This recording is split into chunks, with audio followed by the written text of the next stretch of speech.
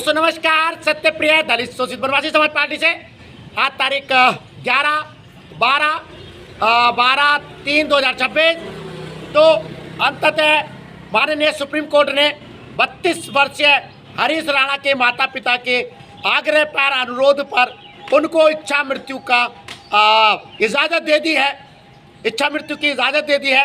अर्थात अब हरीश राणा जो पिछले लगभग 13 वर्षों से अचेत अवस्था में कोमा में थे और प्राइमरी और सेकेंडरी जो मेडिकल बोर्ड थे उन्होंने इस बात की पुष्टि कर दी थी कि इलाज से वेंटिलेटर पे पड़े हरीश राणा के इलाज से उनके जैविक जीवन को तो बढ़ाया जा सकता है, लेकिन जीवन में सुधार की कोई भी संभावना नहीं है।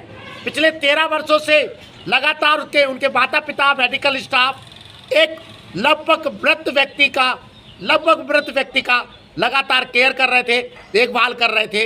ये एक बेहद कष्टदायक और बेहद दुखद स्थिति है जिसमें माता पिता ये जानते हैं कि अब जीवन की कोई संभावना नहीं है और उसके बावजूद भी वो अपने कर्तव्य और मोह के तहत अपने बेटे की लगातार जो है केयर कर रहे हैं, लगातार सुरक्षा कर रहे हैं।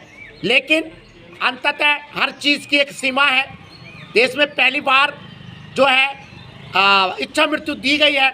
उस व्यक्ति के कष्ट को देख के, उन माता पिता की मजबूरियों को देखकर पहली बार भारतीय इतिहास में ये इच्छा मृत्यु का माननीय कोर्ट ने इजाज़त दी है और कहा है कि बेहद मानवीय तरीके से डॉक्टरों के विशेषज्ञ, सुप्रीम कोर्ट के जजों के जो है उनकी देख रेख में बेहद मानवीय और गरिमापूर्ण तरीके से इस इच्छा मृत्यु को अंजाम दिया जाना चाहिए।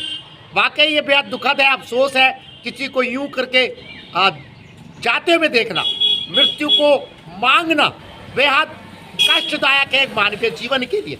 इच्छा मृत्यु जो है अगर भारतीय संदर्भों में देखें तो हमेशा एक विषय रहा है।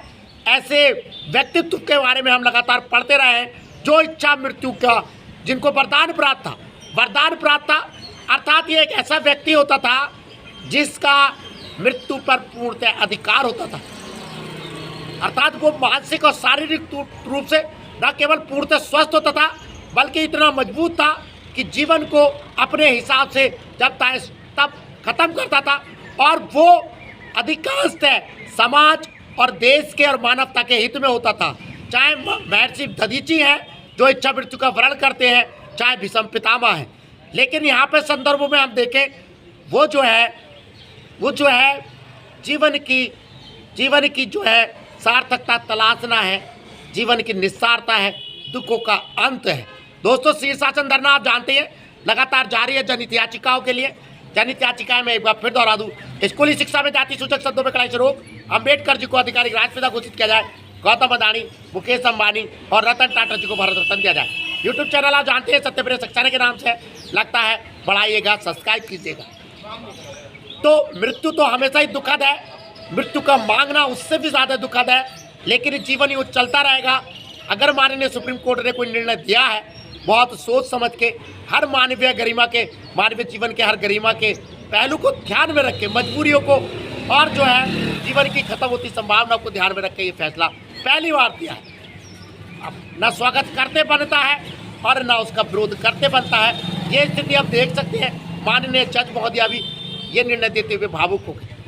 चलिए ईश्वर जो है उस दिवंगत उस आत्मा को, हरीश राणा को मोक्ष प्राप्त करे। ईश्वर अपने चरणों में जो है उनको स्थान दे और माता पिता को दुख सहने का शक्ति दे। धन्यवाद, नमस्कार।